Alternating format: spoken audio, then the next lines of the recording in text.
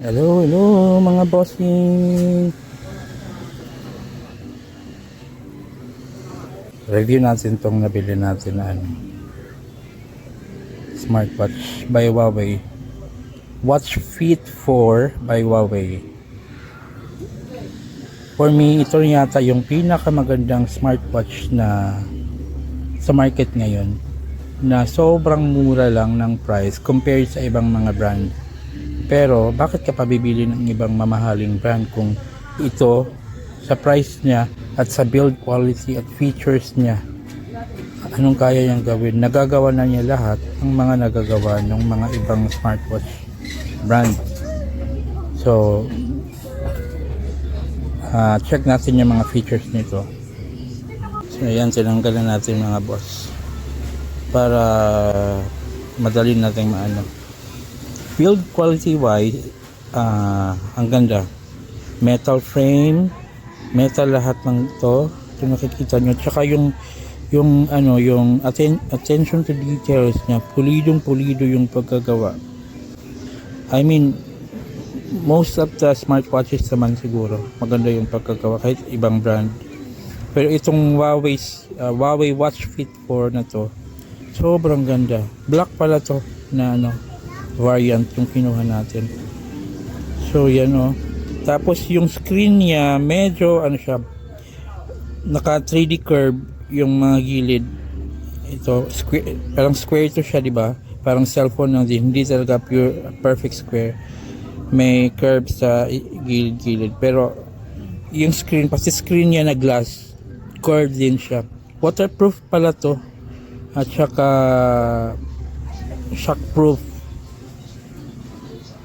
yung niya, yung glass niya, hindi basta-bastang na may something protection siya. So hindi mo na kailangan pang lagyan ng pero nasa sa inyo na rin kung lagyan niyo ng yung pang screen protector. Pero sa akin hindi, kasi gusto ko yung kung yung nakikita ko at sa touch ko, walang harang talaga kahit So yan.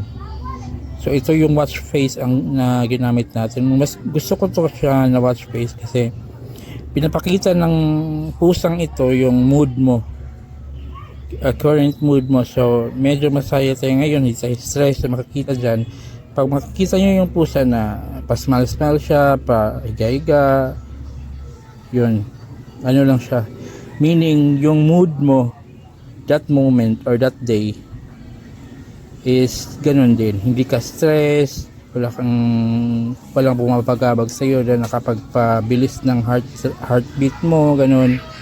Kasi nalilite ka. Alam naman natin yung smartwatch ngayon, may mga yan, heart rate monitor, sleep monitor, at iba pang mga monitor. So yan. So ito yung sa counter, anong oras na? 12:35 PM. So hindi pa tayo masyadong nakakapag-move ngayon. Dito lang ako sa bahay, akto. So yung move is 67 kilocalorie na yung na-burn natin. Exercise, walang exercise stand. Naka 5 stand na tayo. Tapos steps, naka 749 steps na tayo today. Distance, kino-convert niya yung steps into distance, naka 0.66 km. Climb, tapos ito heart rate, 83 beats per minute, kasi yung kamay ko yun ko. So nadidetect pa rin niya, nami-measure pa rin niya kahit yung kamay lang. So yung sleep pala natin kagabi 6 hours and 19 minutes lang. Makikita natin yung breakdown niyan. Deep sleep 1 hour 24 minutes. Sobrang lang. Dapat at least 8 hours talaga, 6 hours 19 minutes lang. Pwede pa naman tayong bumawi ng nap. 30 minutes to 1 hour nap para maging 7 hours tong sleep natin for the day. Siguro mamaya try natin mag-nap mga alas 3.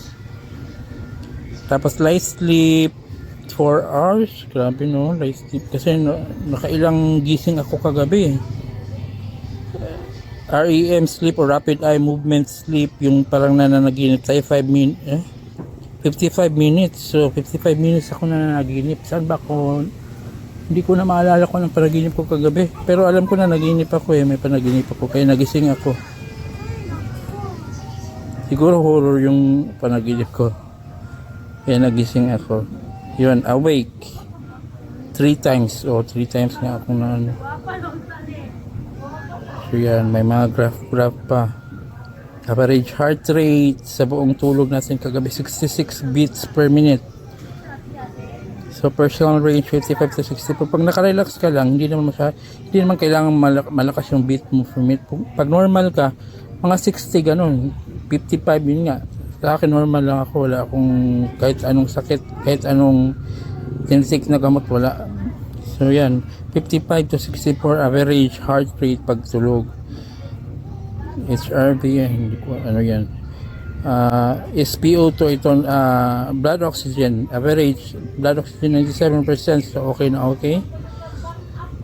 Pag 90% na yan at below, ano ka na dyan, ma-alarm ka na yan. Pero pag 95 pataas, okay yung ano mo, blood oxygen count mo. Average respiratory rate 17 BRPM, ano ba yan? Respiratory rate normal lang yan, hindi naman siya nag-ano eh, within range. So wala tayong record ng nap ngayong araw na to. Siguro mamaya pag mag-nap tayo, makikita yan dyan. So namomonitor din natin ang lahat ng to, ito sa sa cellphone natin, kasi ito nakalink to sa cellphone natin eh, through Bluetooth. Tapos download natin yung Huawei Health app na para ma-download mo yun, na compatible yun sa sa iOS at saka Android. Pero sa Android, kung Huawei ka, syempre nasa app gallery yun, na-download mo siya or naka-built-in na siya sa phone mo pag Huawei yung phone mo. Pag ibang Android phone like Samsung at iba pa, Xiaomi, kailangan mong i-download muna yung Huawei app gallery sa website ni Huawei. Kasi alam naman natin na, di ba, para nakaban si Huawei sa Android ecosystem. Pero kahit Android yung gamit ni Huawei, may sarili naman silang app gallery, so kailangan mo i-download yun sa website nila. Tapos pag na-download mo na, doon mo i-download sa app gallery, Huawei app gallery, yung Huawei Health app. Yun kung naka Xiaomi ka or ibang phone brand ang gamit mo. Tapos ito yung sa exercise pag nag-hiking ka, ito kasi ito may built-in GPS na siya. So pag nag-hiking kang, nag-running, nag-jogging, hindi mo na kailangan dalhin ang phone mo para matrack mo yung kung saan ka, kung ano yung movement mo, kung yung mga sa maps. Kasi nasa-sync mo rin to sa Strava eh. Yung Strava kasi para siyang Facebook or social media ng mga yung ka, may exercise ka ganun. Lahat ng nasa track dito na mo exercise mo, na-upload niya sa Strava app mo. So ililink mo lang siya, yung Strava app, download mo rin, ilink mo yung Strava sa Huawei Health app mo. So yun na yun. So yan, swimming pwede din kasi nga waterproof siya. Cycling, biking, running, ganun. Saka marami pang iba, 100 plus na sports pwedeng i-track ng smartwatch natin. So yun, pwede rin siyang sumagot ng tawag, mag-text, mag-reply ng text. Ito yung pinaka-advantage nitong smartwatch na to. Walang ibang smartwatch na alam ko na nakakagawa nun sa ngayon na makakapag-reply. Nakaka-receive siya ng notification. Yung mga iba, yung karamihan, nakaka-receive hanggang receive lang, na babasa mo gano'n. Pero ito nakaka-reply talaga. Nakaka-reply talaga. Like ito, may ganyan. Merong reply. So, click mo yan, nakaka-reply ka. Diba? Ang ganda. Pero, hindi ko naman din masyado ginagamit siya. So, yun lang. Ang advantage talaga nito, lamang na lamang siya sa ibang brand. Nakaka-reply siya ng mga SMS or any messages. Hindi mo na kailangan pang pumunta sa phone mo. Basta within range yung phone mo, nakakonect sa Bluetooth, diba? So yun, ayun lang mga bossing. Try ko yung link kung saan ko to nakuha, napili dyan sa baba, or kung may yellow basket dyan sa yellow basket. So yun lang guys, have a great day. God bless.